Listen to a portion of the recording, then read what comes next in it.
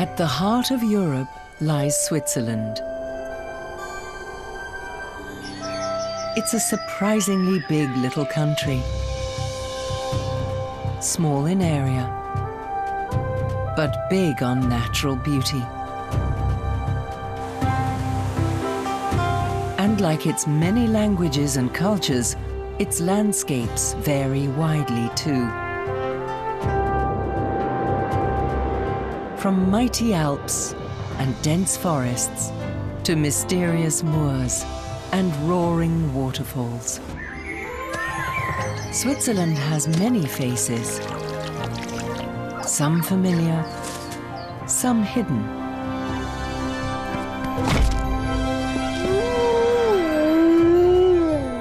It's a country that's astonishingly rich in variety, wilderness, and scenic wonder.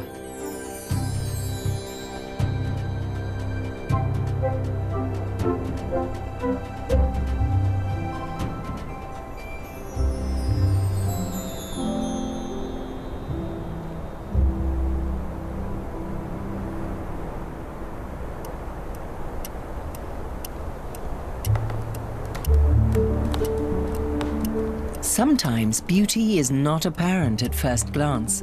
Things are not always as they seem. Some regions in Switzerland are less well known, so now is the time to discover them.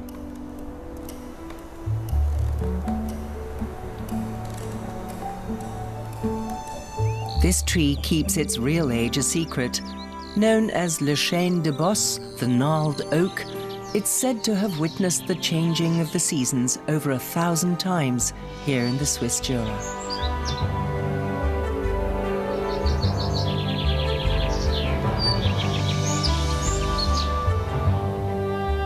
The Jura encompasses the entire low mountain region stretching from the northeast of Switzerland along the French border right down to Lake Geneva.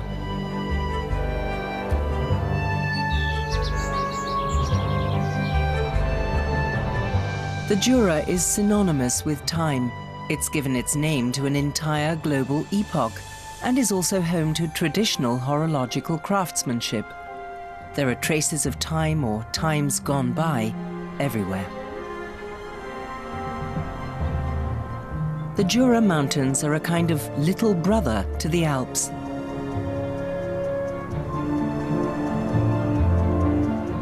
Compared to the rest of Switzerland, the entire region is quite sparsely populated. That's why there's one thing in abundance here: peace and quiet. Usually, that is. But right now, it's spring in the northern Jura, and that means the mating season. The trees are alive with a chirping song contest.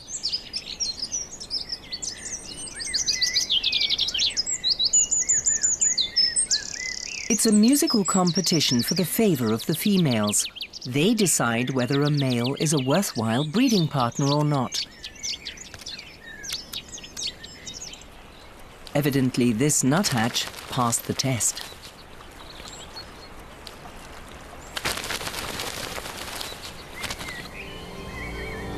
In addition to their reproductive instinct, animals have one other overpowering driving force: hunger.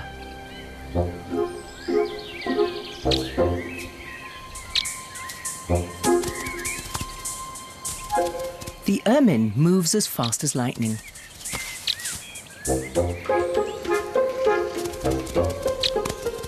But life at this pace takes a lot of energy, which means food. Mice are a favorite food. In the past, ermines were often kept as pets to keep farms free of mice.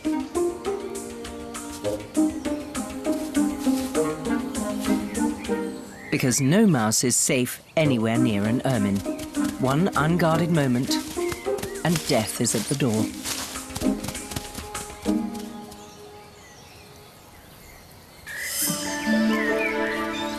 Death and life, the eternal cycle of nature.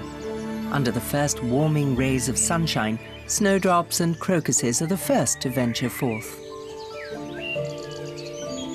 Other flowers follow swiftly, like the cuckoo flower.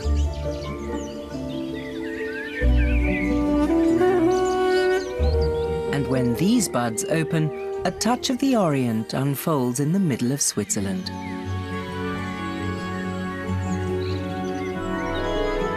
Because later, they will result in a very special fruit, the damson plum. Legend has it that these Damascene plums were a souvenir brought back by the Crusaders from Damascus in Syria over 800 years ago. Its integration was a success. Today, it's a Swiss speciality and is enjoyed especially in high-proof liquid form.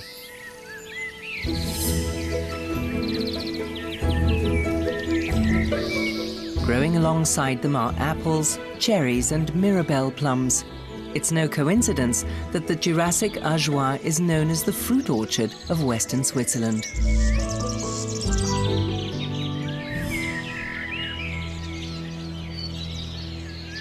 For the blossoms to become delicious fruit, however, a specific interaction is necessary, one that has worked for hundreds of millions of years. Blossoms aren't stingy with their charms in spring. Scent, color and shape, they use the lot to lure their pollinators. And it works. Bees need huge quantities of nectar and pollen to feed the brood in their hives. As they go, pollen grains get stuck to their bee fur and are carried from flower to flower.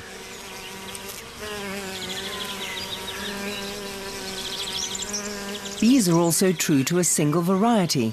They remain with the plant species until the blossoms fade. It's a great advantage for fruit trees if only their own pollen dust is carried about. Plant or animal kingdom, new life is springing up everywhere. Here too in the nearby forests around the old Chateau Plejous. A whole pack of young foxes enjoys some unsupervised time. Their mother has probably gone off looking for food, as these 4 to 5 week-old cubs can't do that yet.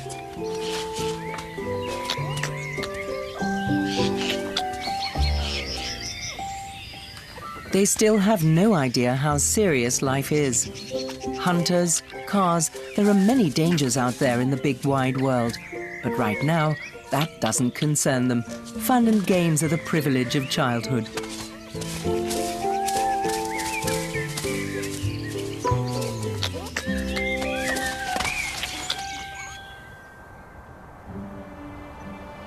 Today, mountains rise up in the place where the Tethys Ocean lay in prehistoric times. Deposits of sediment led to the formation of limestone. One could say that the Jura Mountains are underpinned by the remains of seashells, corals and crabs. The characteristic karst formations of the limestone mountains aroused the interest of nature researcher Alexander von Humboldt. He named these rock strata after the place where they were discovered, Jura. Later, this name was adopted to describe the entire period of their creation.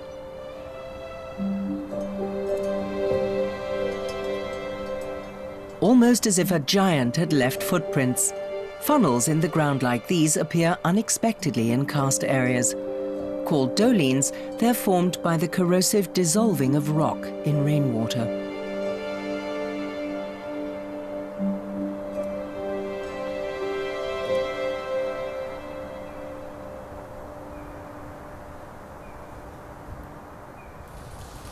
This is also how subterranean karst formations are created, better known as stalactite caves.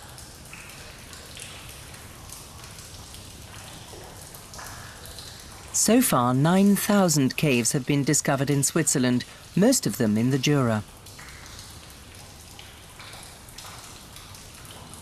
One of these is the Reclair Cave.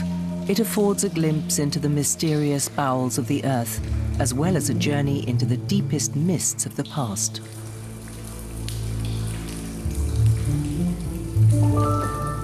Time seems to have stood still here.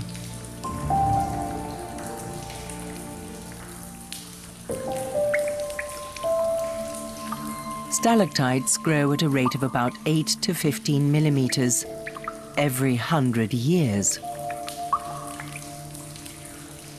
Drip by drip, sculptures are formed. The water evaporates, a wafer-thin lime deposit remains. Over millions of years, this process has created the astonishing works of art that fire our imagination today. Stalactites grow down from the ceiling. To start with, they form thin tubes. Because of this peculiar shape, they're called macaroni.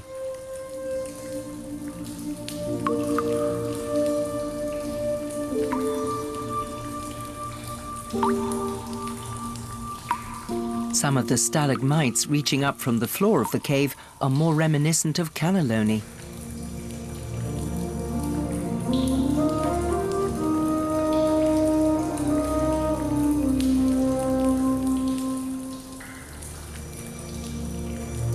Reclair is where Switzerland's largest stalagmite reigns supreme. Known as the Cathedral, it's some 15 meters tall, and so is thought to be around 200,000 years old.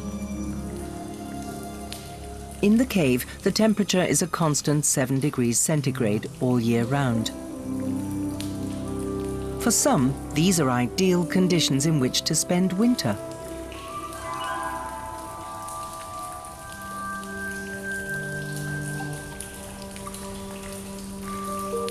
"11 species of bat use the frost-free caves as their winter quarters. From November, when food becomes scarce, they retreat to the caves and go into a kind of hibernation to save valuable energy. Among them are the lesser and greater horseshoe bat, both of which are on the endangered list. For them to be woken now would be fatal, which is why the caves are closed to the public during winter.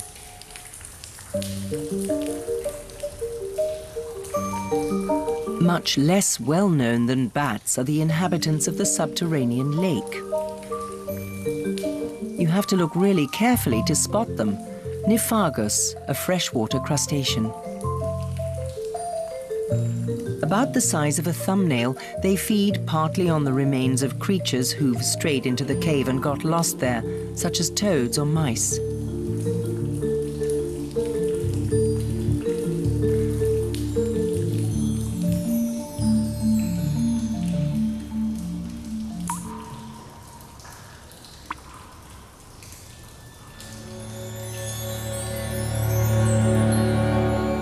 The powerful interplay of water and time. Its impressive results can be observed on the Earth's surface too. For millions of years, the Doubs River has coursed its way through the limestone, until a landslide blocked its way some 14,000 years ago. The result, the Lac des Brenets. Like a fjord, the lake winds its way between steep walls up to 80 meters high.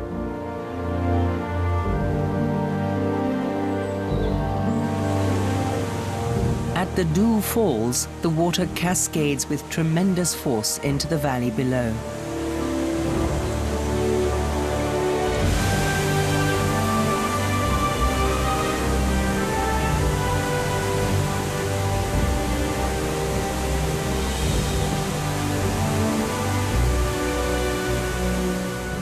The waterfall has another feature. It also forms the border between Switzerland and France.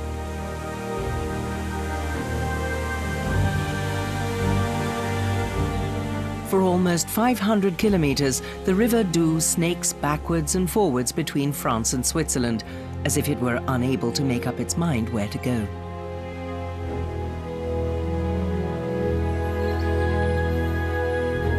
In some places, the high rock walls make it almost inaccessible, so it's pristine, untouched by human influence. But there are also flatter stretches. This makes it flow at different rates, in some places very fast, and others more sedately. In between, it seems to pause and rest in peaceful pools. The area is home to black kites. They often frequent places near water so they can catch fish.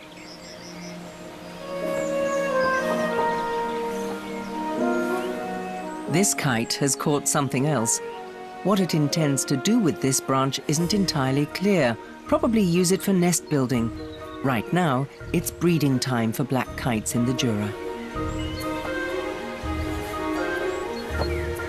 It's a migrating bird and spends the winter in Africa. From March to September, it returns to Switzerland. The kite is a master of the art of gliding, using the smallest updraft to conserve strength.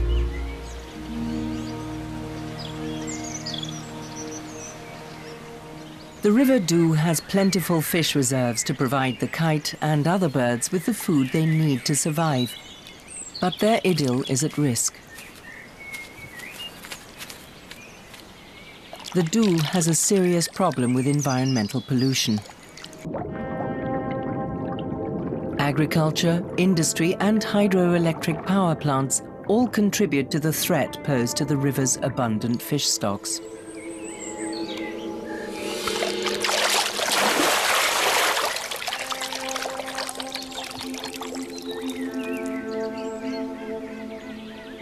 There are still areas that look almost untouched, where the Doubs still provides a valuable habitat. Especially as breeding grounds for waterfowl, on the banks or in the lake, where coots build their floating nests using twigs and water plants.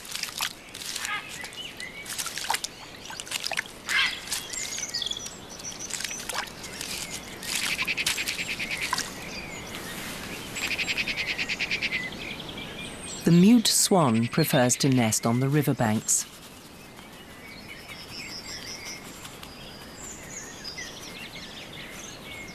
Its young could hardly be called ugly ducklings, though.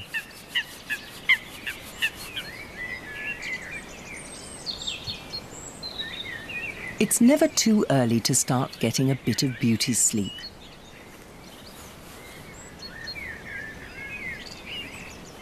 The chicks stay with their parents for 8 to 9 months before they're independent.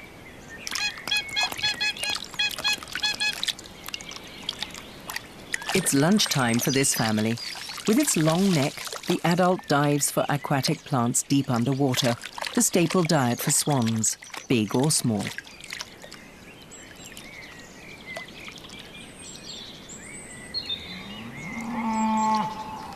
Nature conservationists have been trying to protect this paradise for years.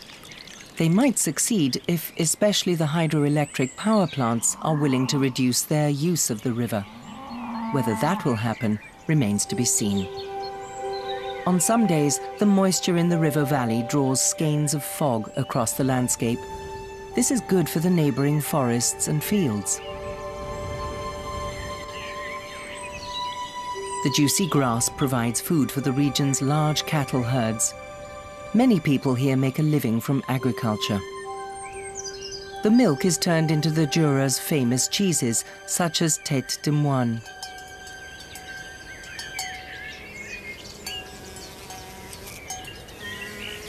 In the advancing early summer, whatever hasn't been eaten or mowed in the meadows bursts into colourful bloom.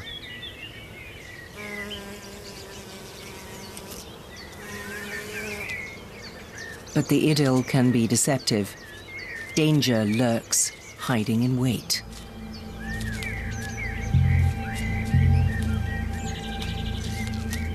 A crab spider is on the prowl. Instead of spinning a web, it waits patiently well hidden for its victims.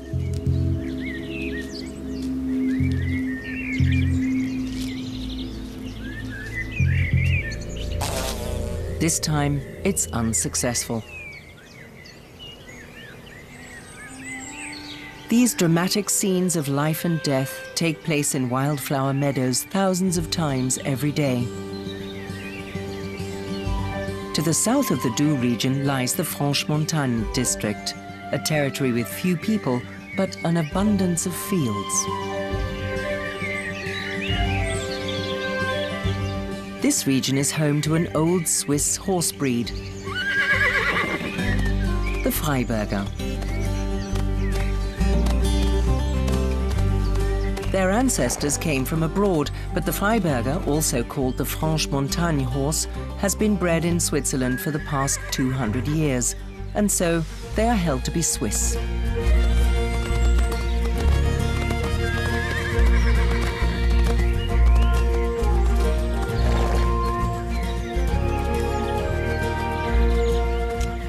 Strong, calm, and even-tempered. These were the characteristics that made this horse so popular, especially as a workhorse and for the military.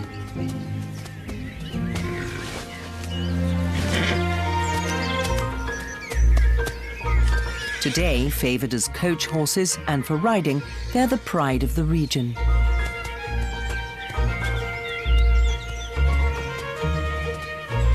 There's enough space in the Franche-Montagne for them to spend the entire summer in the fields, almost like the Wild West, except that it's in Switzerland.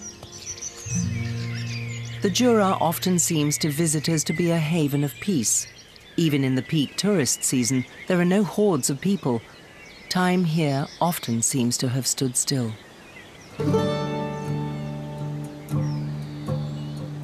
Entre montagne et vallée,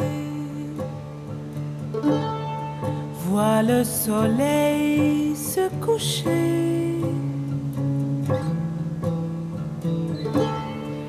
Comme il finit son voyage, l'ombre caresse les alpages.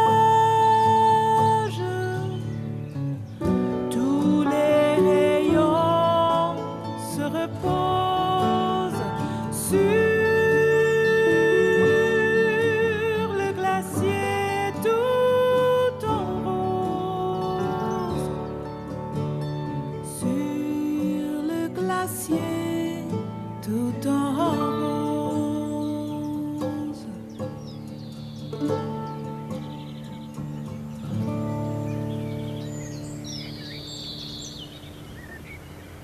The Swiss tourism hotspots aren't far, though.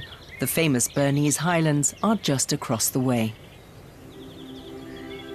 The best view of their impressive peaks can be had from the Chasseral, one of the Jura's highest mountains. However, at under 2,000 meters, compared with the giants of the Alps, it's something of a dwarf.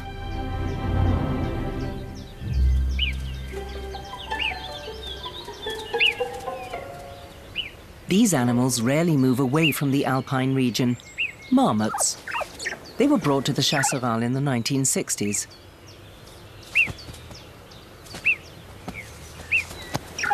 They settled in here quickly. Marmots have been around since the Ice Age and have learned to adapt.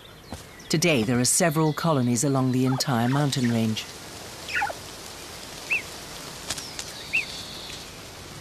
Flowers, leaves, or buds, whatever's juicy, protein-rich and vegetarian is used to tank up the fat reserves that have been lost during winter. Play fighting strengthens family bonds.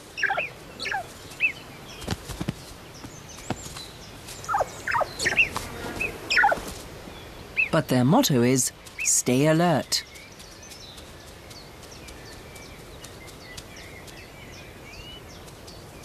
A shrill whistle sounds the alarm.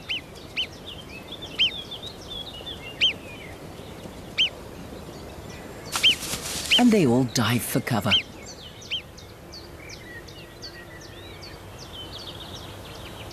Not far from the marmots, on the barren limestone precipices of the Chasseral, narcissi and various types of gentian bloom and thrive.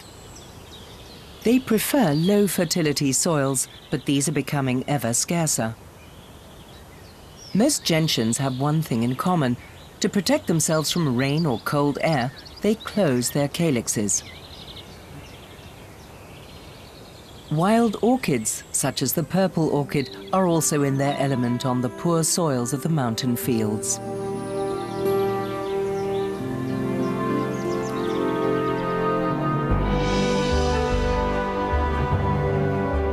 Southwest of the Chasseral, the vista opens up to the chains of the Jura mountain range. The limestone rocks and densely forested peaks are characteristic of the region. Jor, or forest, was what the Celts called this area. The name Jura might well have originated from this Celtic word, the forest region. There are many so-called Wutweiden dotted about, wooded pastures that are good for both agriculture and forestry. Known as the Dent de Vaulion, this towering mountain might be regarded as the tooth of time. At its foot lies the Vallée de Joux, home to many famous watch and clockmakers who are the economic backbone of the region.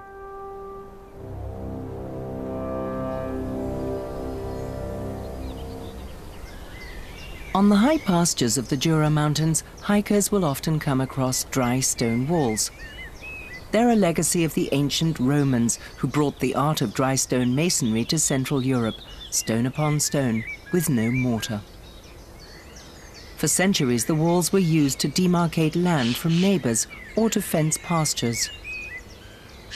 Many of them were replaced by wire and wood, becoming forgotten relics, in time blending in with their surroundings. Away from the wall, life is much more dangerous. A fox is on the hunt for food, and a mouse like this would suit him perfectly. He searches through the high grass, all his senses honed to catch the slightest movement. Not even the faintest rustle escapes him.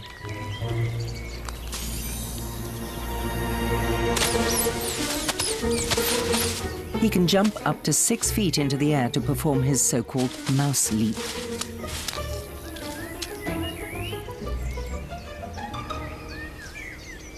And is sometimes rewarded with a plump water vole.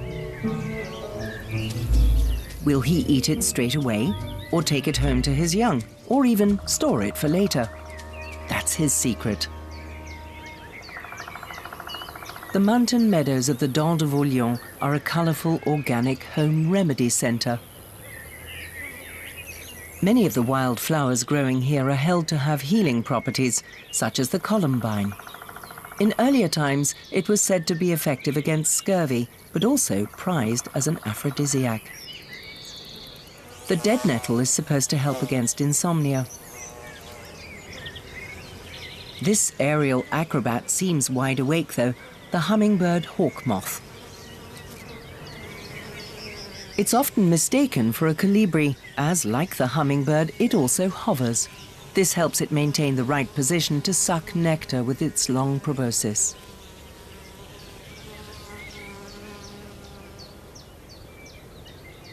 Summer is the main blooming season for meadow flowers. Across the Vallée de Joux, even in July and August, temperatures are mostly moderate because the high valley lies at 1,000 meters above sea level.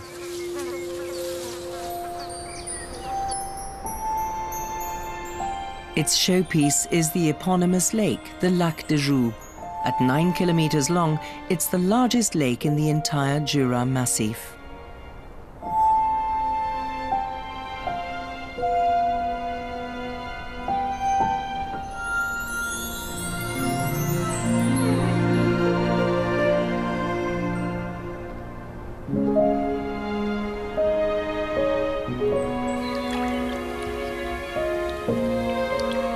Not everyone is awake this early in the morning.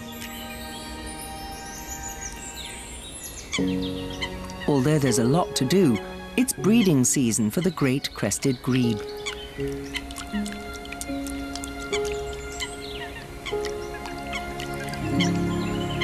A thick reed belt is an ideal spot for its floating nests. Using aquatic plants, twigs and reed stalks, together the couple build a safe home for their eggs.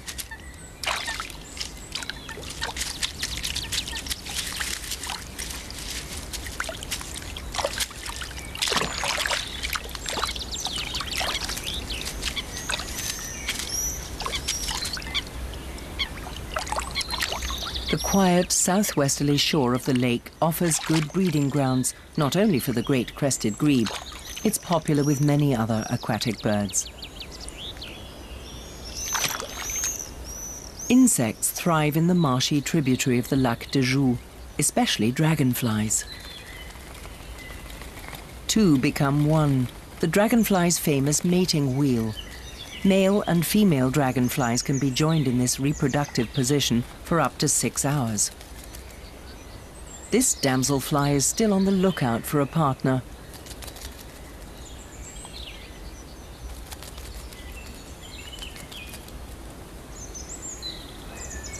Blue damselflies are rare, as their breeding ground requirements are very specific. The water can't be too warm, so high-altitude lakes are ideal. If they feel threatened, the males spread their wings and lift their abdomen to frighten off other dragonflies. But generally speaking, dragonflies are peaceful creatures.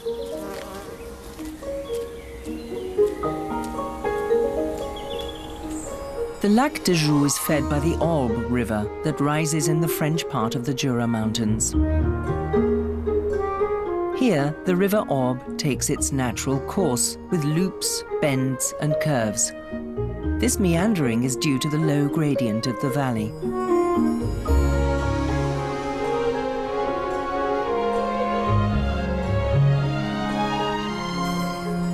Moorlands line the banks, making them hard to access.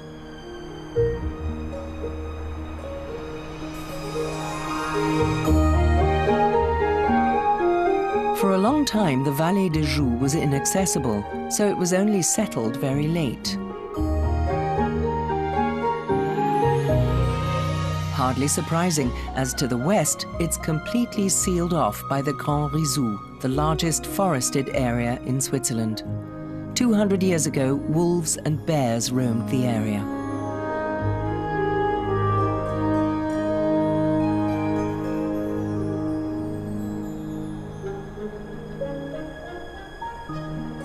Today, the forest still seems almost impenetrable. It's also the green border separating France and Switzerland.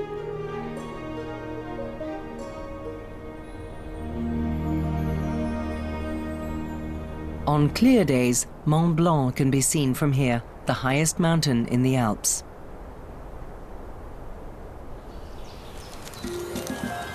But size alone isn't the whole story. Some small things are quite impressive too, even very small things. The Vallée de Joux is home to one of the largest colonies of red ants in Europe, with around 20 million insects. Every one of them appears to know exactly what their job is, but who controls the big picture? The intelligence and sensory skills of an individual ant are, to put it kindly, somewhat limited. The secret of this perfectly functioning collective lies in communication, because there's no one single determinant.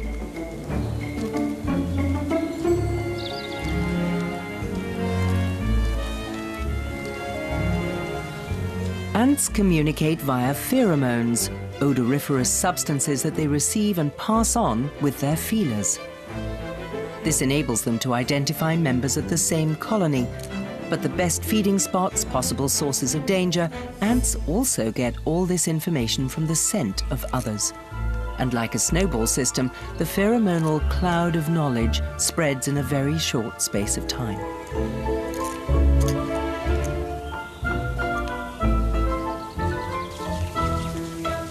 All of this serves a single purpose: survival of the species.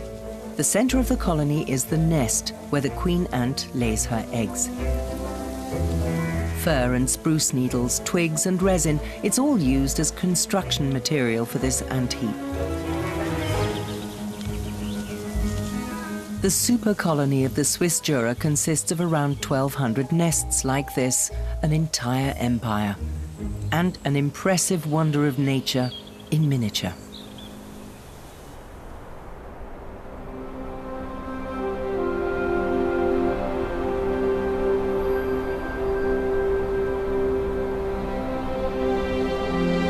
But the Jura is big on other things too.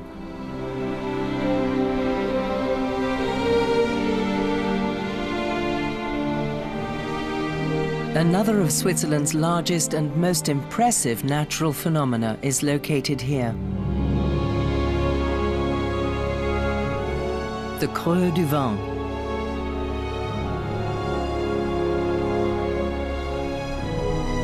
The rocky arena is a geological feature, the result of erosion of the Jura Mountains after the last ice age. At the bottom, in the wooded caldera, there are still remnants of glacial moraines.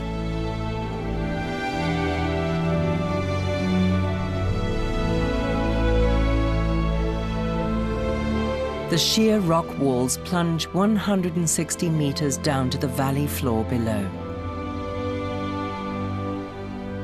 It's known as the Swiss Grand Canyon, an imposing monument to time.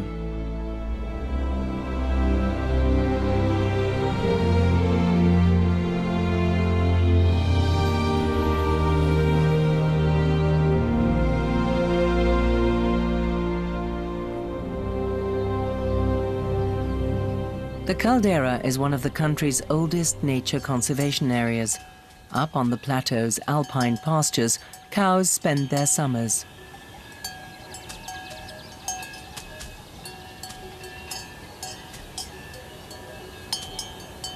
The Creux du Vent is a popular destination for hikers, especially those interested in botany. In addition to the breathtaking views, there's a treasure trove of colorful miscellany. The white anemone, yellow globeflower, or the meadow rue or Siberian columbine with its exotic-looking umbels.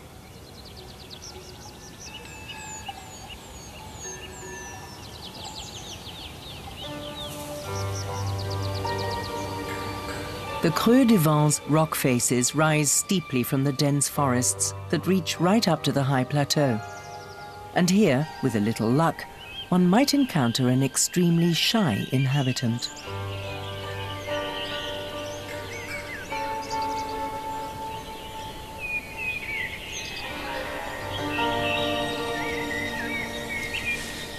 The lynx. Its shyness is not unfounded. The relationship between the lynx and humans is a difficult one. At the beginning of the last century, this predator was extinct in Switzerland. In the 1970s, a few pairs were reintroduced, among other areas, in Creux du Vent.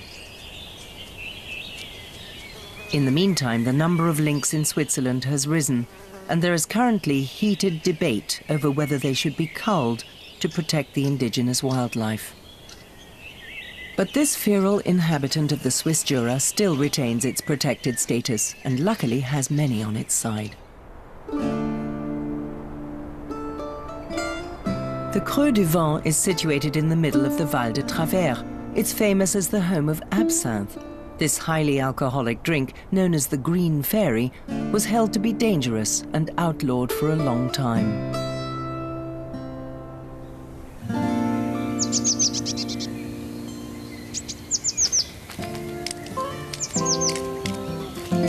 In the fir treetops, blue tits are girding themselves for the coming winter.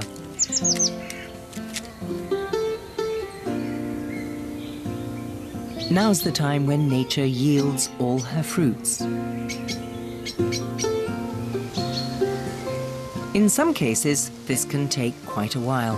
It takes 30 years before beech trees bear their fruit. But to make up for it, in some years there's a veritable glut of beech nuts. Oak trees also have boom years for acorns. They're merely ensuring that enough fruit will germinate in the ground.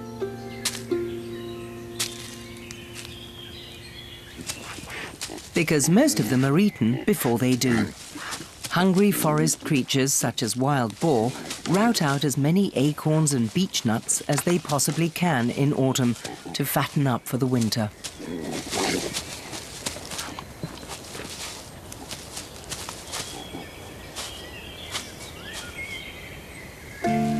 Autumn is a colourful time. As leaves die, they display their most splendid colours.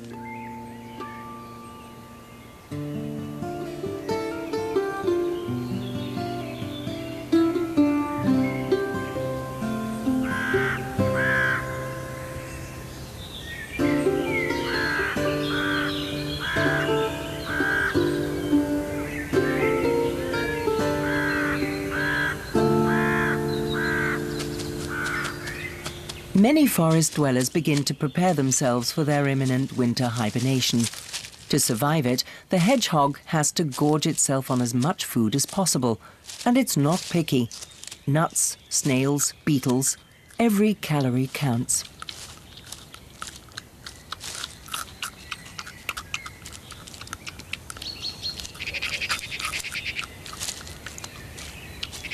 And the hedgehog is in a hurry. Every day brings fewer hours of sunshine.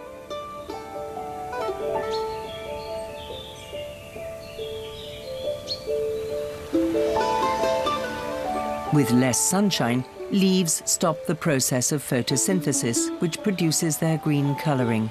They die off and fall. The further autumn advances, the thicker the carpet of fallen leaves becomes. For the fire salamander, this is a signal to begin its search for suitable winter quarters.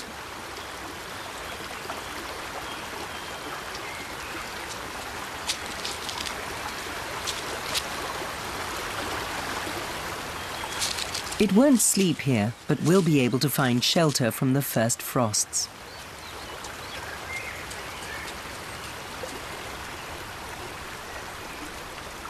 Because these often arrive earlier than expected and without warning, especially in the higher altitudes of the Swiss Jura.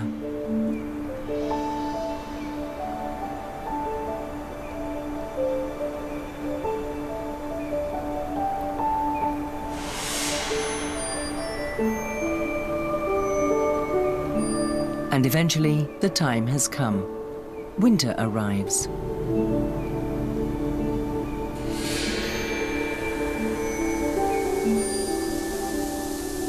One region in Switzerland is especially closely linked with the cold season. It's actually quite famous for being cold.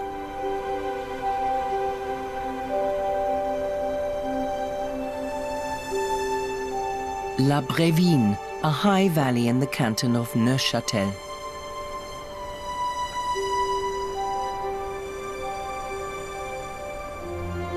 Because of the valley's isolated location, so-called cold air lakes form here.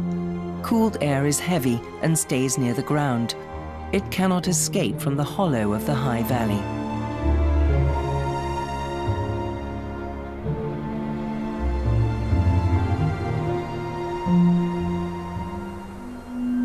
People here say that there are only two seasons, winter and the next winter.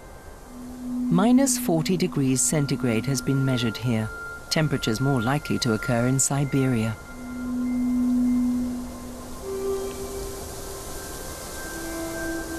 Not every year is that extreme, but life here is still a challenge, for man and beast alike. The thicker the snow cover, the harder it is to find food. A simple and bitter fact, not only for this deer.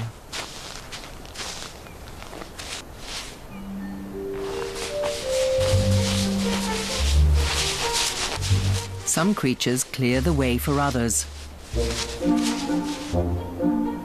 Badgers, like this one, are a rare sight now.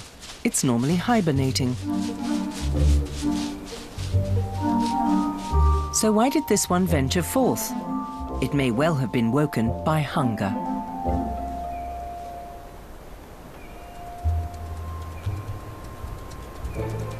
Hunger can make other animals restless too. This fox is looking for stores it set aside during summer, because hunting now would require too much energy. So this hare feels quite safe. The grooming process spreads its scent around its whole body, thereby marking its territory. Mobile communication, hare style.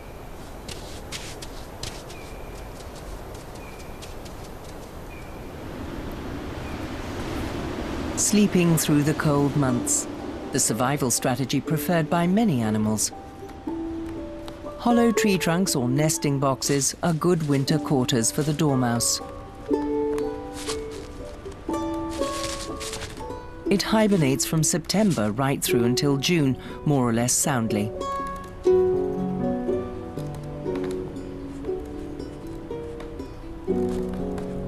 During hibernation, it loses up to 50% of its body mass. Energy saving is essential. The best motto is, keep calm and carry on sleeping. Winter in the Jura has many faces. Depending on the altitude, it can be covered with deep snow, or sometimes just bare and foggy, like here in the Jura's northeastern tip. The Bishop of Bâle had the Bonfol ponds artificially laid out at the end of the 18th century to keep him supplied with fresh carp. Today, these ponds are a nature reserve. In winter, the water temperature can be extremely cold, but there is still enough food for the ducks, so they don't have to move on.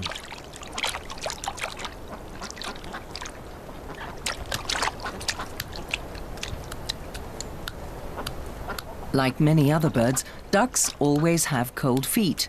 Their special blood circulation ensures that their body stays warm, but their feet remain cold. This prevents them from sticking to the ice. Back to Swiss Siberia, where winter arrives first and leaves last. Back to La Brévine Valley.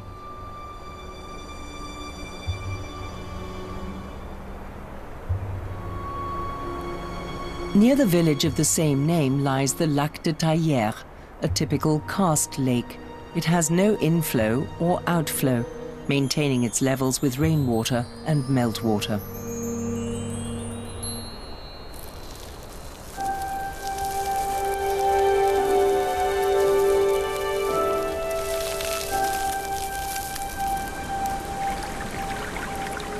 The water from the lake seeps away, continuing to flow underground, and then, as if from nowhere, reappearing 6 kilometers away.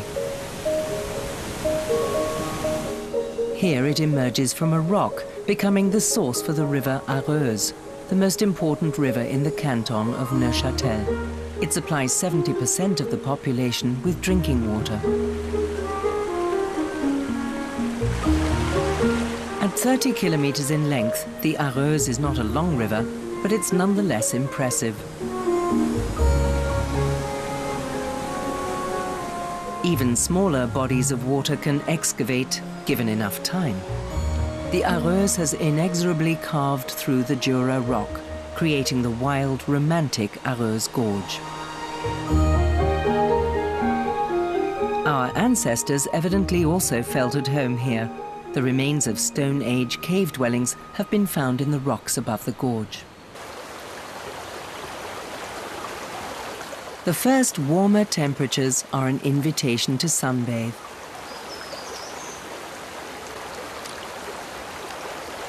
And for some, to dive. The dipper is one of the few songbirds that can swim and dive.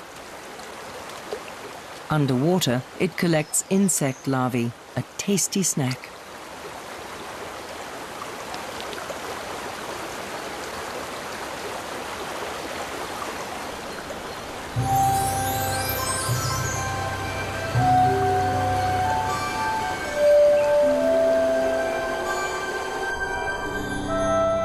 Sooner or later, the cold retreats. Winter is on the wane.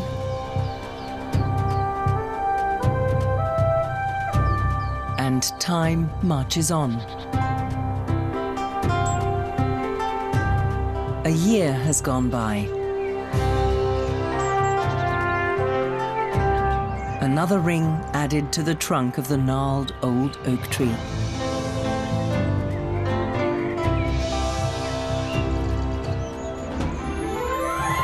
In its shadow, the world has turned again. And, deeply anchored, it continues to defy the rigors of time, here in the Swiss Jura.